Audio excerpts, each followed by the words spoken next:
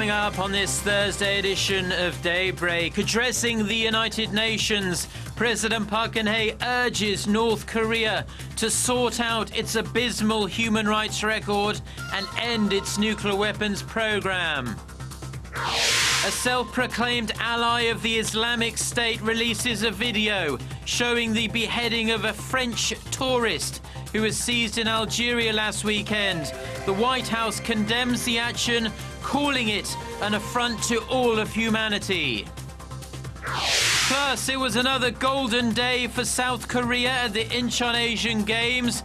The nation's fencers and shooters helped South Korea maintain its second-place spot in the medal tally with 26 golds. Daybreak begins now.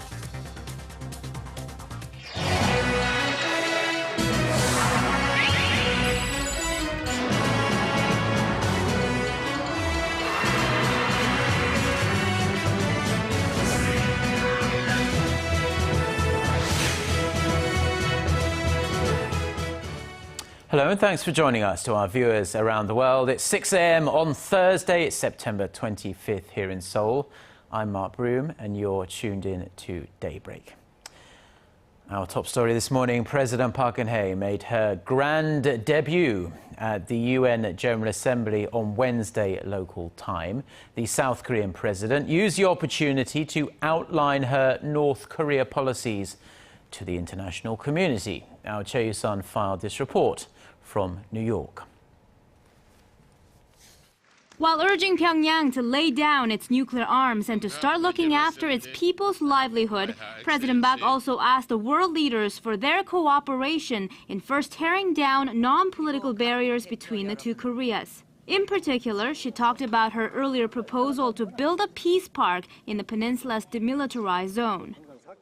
UN 주도하에 남북한, 미국, 중국 등 전쟁 당사자들이 참여하여 국제적인 규범과 가치를 존중하며 공원을 만든다면 그것은 한반도 긴장 완화와 평화 통일의 시금석이 될 것입니다. The president then brought attention to human rights abuses that are prevalent inside North Korea. 또한 국제사회는 탈북민의 인권 문제에도 관심을 기울여야 합니다. 탈북민들이 자유의사에 따라 목적지를 선택할 수 있도록 UN 해당 기구와 관련 국가들이 필요한 지원을 제공해야 합니다. The Korean president also called past and present wartime sex abuse on women a serious rights issue thought to be an implicit reference to Japan's former enslavement of Korean women. She then promoted her envisioned trust-building process in Northeast Asia amid tensions over historical and territorial differences. Reflecting how far Korea has come since joining the UN 23 years ago, President Park also highlighted Seoul's contributions to various global issues such as sustainable development, climate change, and education. Chae-Yu-sun, Arirang News, New York. And speaking within the last hour, President Park also stated that the fight against Islamic State militants is not a regional problem but an international one, and that requires the united front against acts of terrorism. Addressing world leaders at the UN for the second time in the day, she stated that the international community can no longer stand idly by while the extremists make indiscriminate threats and commit horrific crimes against innocent men, women and children. The president said Korea would stick to its dutiful role to promote the peace and security of the international community. She said Seoul would do this by upholding the rule of law and making efforts to cut off the source of capital that are used by terrorist organizations. After her speech, the UN Security Council unanimously approved Resolution 2178. This is a historic resolution aimed at stopping the flow of foreign extremists to battlefields around the world. This year's second session of the North Korean Parliament is taking place later today, and observers are keeping a close eye on what agendas will be put forth. Potential points of interest include a change in the political power structure, including the appointment of Hwang Byung-seo as the chief of military politics. We should also see if Park Bong-ju stays on as prime minister. Observers are also waiting to see if General Choi Ryong-hae is granted more power after he was appointed as vice chairman of the extremely powerful National Defense Commission after the execution of the North Korean leader's uncle, Jang Song-taek. New economic reforms could also be unveiled during this session. And North Korean leader Kim Jong-un, who is reportedly suffering from a leg injury and some really rather poor health, may make an appearance. If he does, it'll be the first time he's been seen in public in around 3 weeks. South Korea will buy 40 F-35A fighter jets from the US defense firm Lockheed Martin for around $7 billion. Under the agreed purchase deal, Lockheed Martin will transfer the related technologies in 17 sectors to be used for South Korea's next generation fighter jet projects. The purchase is aimed at replacing South Korea's aging warplanes and to cope with North Korea's increasing and unpredictable military threats.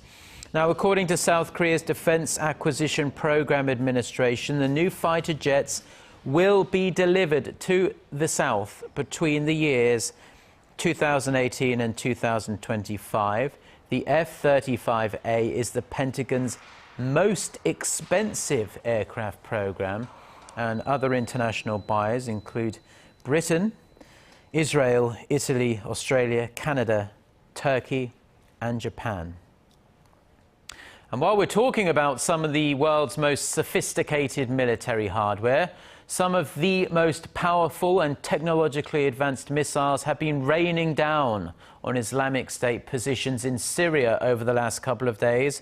Our Ji Myung-gil shows us the weapons the US is using to attack the extremist group. Tomahawk cruise missiles launched by the U.S. Navy from the Persian Gulf and the Red Sea signaled the start of airstrikes in Syria. They are typically used to hit large targets, delivering a bomb explosion after it lands, with little destruction to surrounding structures. In the first wave of strikes, the USS Arleigh Burke in the Red Sea and the USS Philippine Sea in the northern Arabian Gulf launched more than 40 Tomahawk cruise missiles in eastern and northern Syria.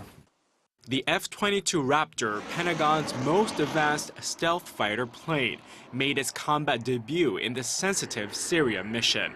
The air combat version of a luxury vehicle, the jet carries air-to-ground missiles and guides bombs capable of precision hits from miles away. F-18 Super Hornet fighter jets, which were used in the Iraqi war, and Predator drones were also part of the U.S. airstrikes.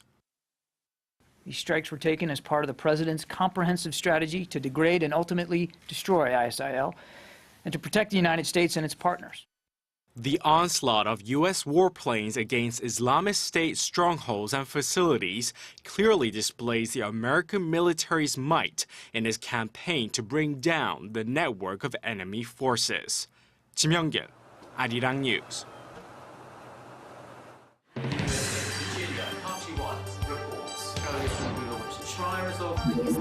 We start before the sun rises to bring you the latest stories out of Korea.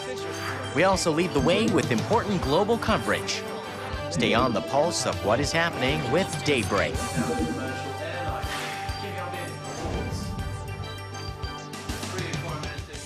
Now the wait is almost over and time is fast approaching. In a little over 24 hours' time, Koreans will be able to get their hands on Samsung's latest phablet, the Galaxy Note 4. Now, Samsung has extremely high hopes for this device with its super high specs and improved design, but will it be enough to turn the company's fortunes around? Our Kwon-soa reports. Samsung boasts an even better version of the S Pen stylus for its latest phablet Galaxy Note 4. And it's kept a 5.7-inch screen size, which is larger than the 5.5 inches on Apple's new iPhone 6 Plus.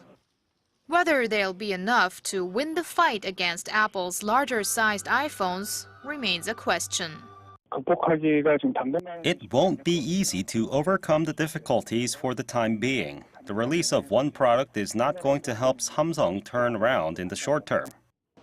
And the market's reaction has resonated similar questions. Around $60 billion have been wiped off the market value of Samsung Electronics since January last year. Its market capitalization is at the lowest level since July 2012.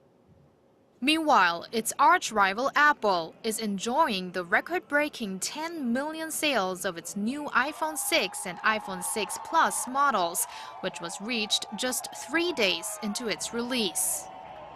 Well, the speculation out there is that Apple's preparing to sell between 770 and 80 million iPhones this holiday season, and this would be up from 50 to 60 million in the prior holiday season. Chinese players like Xiaomi have also emerged as a growing threat. The company sold more smartphones in China than Samsung in the second quarter of the year. This could explain Samsung's decision to release its latest phablet in China before any other overseas market, marking a first for the Korean tech giant.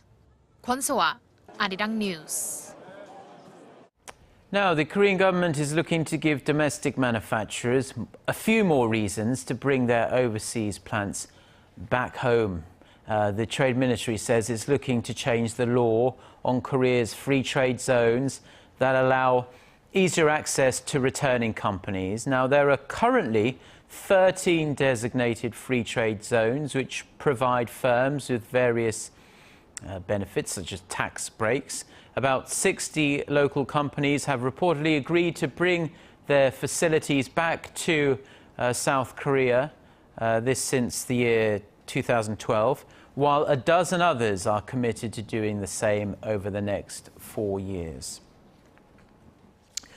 Now, it's perhaps a sad sign of the times that a great many people can no longer count on having a long and quiet retirement. Many older Koreans with no significant pension to speak of are forced to either attempt to start a small business, which of course is extremely difficult, or head back into the world of work to support themselves. Our Hwang Ji-hye reports on the government's efforts to give them a helping hand. The elderly line up for a job fair. They're people who are approaching retirement or already have but are seeking employment again. I'm very confident in human resources and financial affairs. Managerial positions would be preferable, but I can also be a hands-on worker or anything else. Yi is one of many Korean salary workers who are forced into retirement in their mid-50s and then struggle to eke out a living for the next 2 or 3 decades. To help remove the uncertainties post-retirement, the Korean government on Wednesday unveiled a package it believes will eventually help boost much-needed domestic spending. The package is aimed at lengthening the employment of salary workers. One way to achieve the goal is limiting wage gains for older employees. We will expand subsidies for companies that introduce a wage peak system. The government will also provide career designing services for people over 50. To encourage companies to introduce such schemes, the government will offer subsidies of about $1,000 for each employee who takes such vocational training run by their employers. The finance ministry says many retirees have had to set up restaurants or mom-and-pop stores with their life savings to make sure they have a steady flow of income. But many end up facing bankruptcy due to intense competition, with nearly 2/3 of such businesses failing within 3 years. The hardships of retirees have often been blamed for the delayed recovery in domestic spending, and the government hopes the new programs will help end the chronic problem. Hwang Ji-hye, Arirang News. Now in cultural news, and a deal that is extremely beneficial to both sides. Korea and China agreed earlier this year, just a few months ago in fact, to expand cooperation in joint movie production. And what is so exciting about this deal is that approved films can officially be classified as local films in both countries. And this means, of course, that Korean movies can broaden their appeal in the world's most populous country of over 1.3 billion people. Park Geun-hye reports. A Wedding Invitation is a film co-produced by Korea and China, released last year. This romantic comedy made a huge splash in China, earning some $36 million, 10 times more than the film's production cost. The film's Korean director Oh Gi-hwan says he changed the film's scenario many times to make it appeal to Chinese viewers. At first I tried to remake my previous film, A Gift, but then I realized that the Chinese viewers didn't quite get some parts of the original script due to cultural differences. So I've rewritten almost everything with 3 Chinese scenario writers. He says it's not easy to strike the right balance between both Korean and Chinese elements in one film, but says tapping into China's fast-growing market is certainly a risk worth taking. There are forecasts that by 2017, the Chinese film market will be bigger than Hollywood, so it's a challenge that's worth trying. China raked in some $3.6 billion in box office revenue last year, making it the world's second largest market, growing around 30% annually. And over the next decade, the gap between the Korean and Chinese movie markets will only grow larger. The two countries signed a groundbreaking film co-production pact in July that opened a door of opportunities for Korean filmmakers. But before then, it was difficult to break the wall of China's strict film import quota system. Due to the film import quota, only about 70 foreign films got the chance to release in China, and half of those spots were taken by Hollywood films. That's why this co-production pact is important, because it helps Korean Chinese co-productions be recognized as homegrown films. Another encouraging development for film creators from both countries is a joint investment fund worth nearly $200 million, which will be set up next year for co-production projects. Both countries share a common goal of stimulating their content's markets through the active exchange facilitated by the joint fund.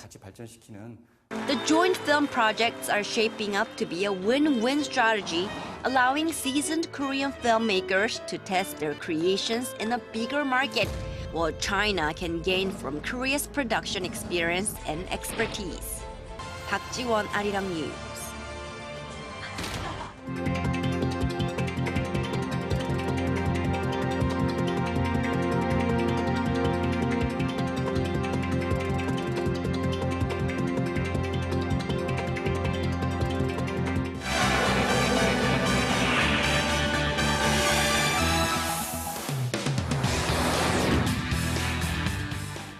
Time now for a look through the international headlines we're following this Thursday morning. For that, we turn to our Eunice Kim, standing by at the News Center. Good morning, Eunice. And good morning to you, Mark. French President François Hollande has condemned the killing of a French citizen, Hervé Godel, at the hands of an extremist group in Algeria.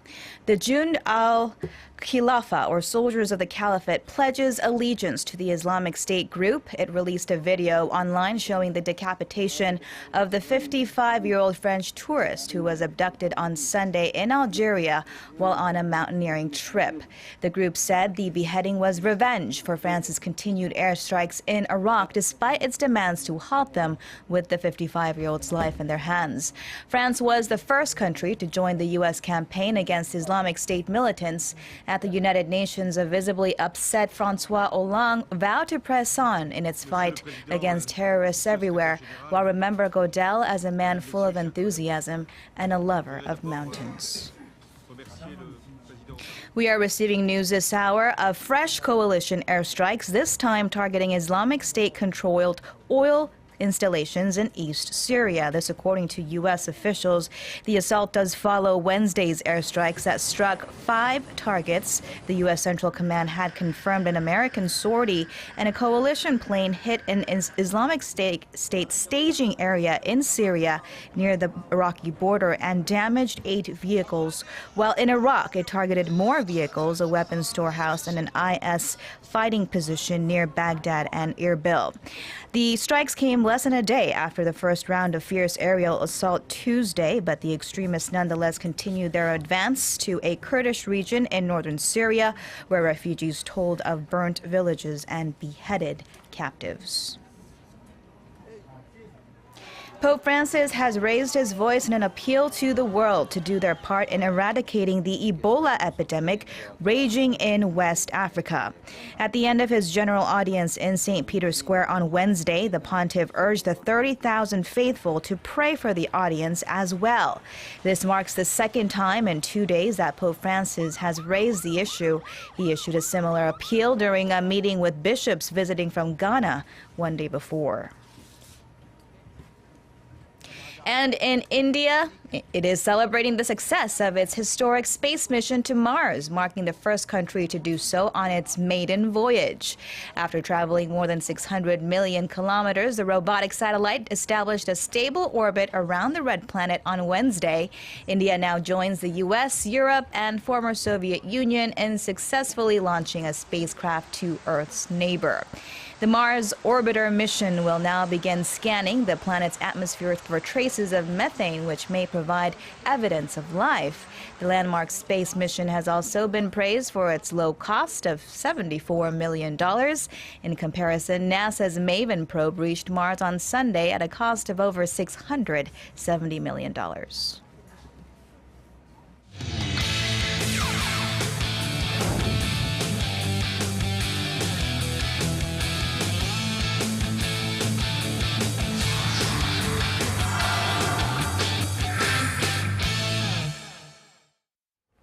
And a good Thursday morning to you all as we continue on with our 2014 Incheon Asian Games coverage. Now on Wednesday, South Korea added several more gold medals, but 3 of those came from shooting events and all against their rival China. First off, over in the women's 50-meter rifle prone, the South Korean squad scored a combined 1,855.5 points for the gold medal, beating China by just 1.4 points. Then shortly after that, the men's 25-meter rapid-fire pistol team won the gold medal after beating China by a single point. And with that, Kim Jun-hong, who is part of the men's 25-meter rapid-fire pistol team, added another gold when he won the individual event against China's Hu Haoze.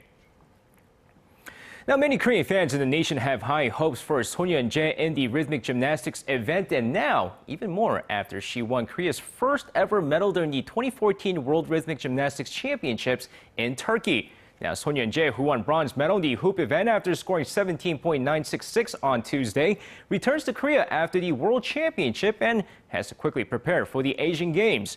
With the preliminary round starting on October 1st, there's no rest for the rhythmic gymnast as she hopes to win Korea's first ever gold in the Asian Games.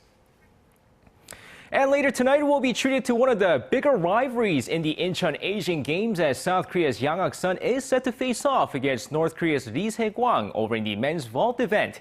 Now, the 2 artistic gymnasts, who are regarded as 2 of the best in the world, will square off in the men's vault finals later tonight as Yang Hak-sun is expected to showcase his Yang 2 technique against Lee Se-kwang's very own technique as well. And despite Yang not being 100% due to an injury, fans can expect quite a battle between the 2.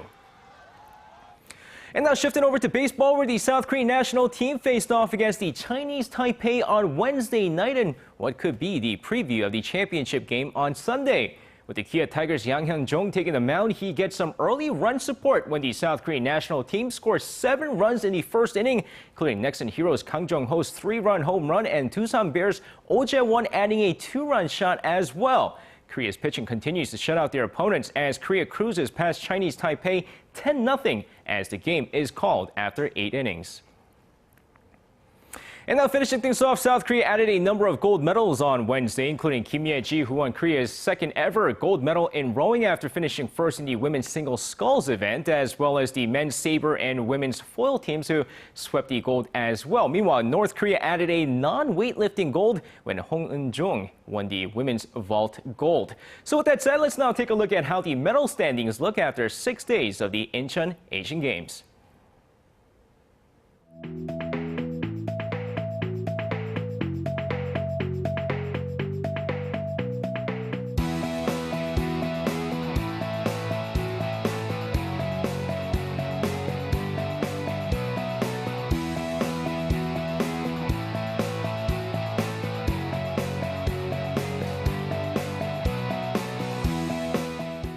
And that's going to wrap it up for me. This has been SJ. Have a great rest of the day and see you guys again for your sports needs.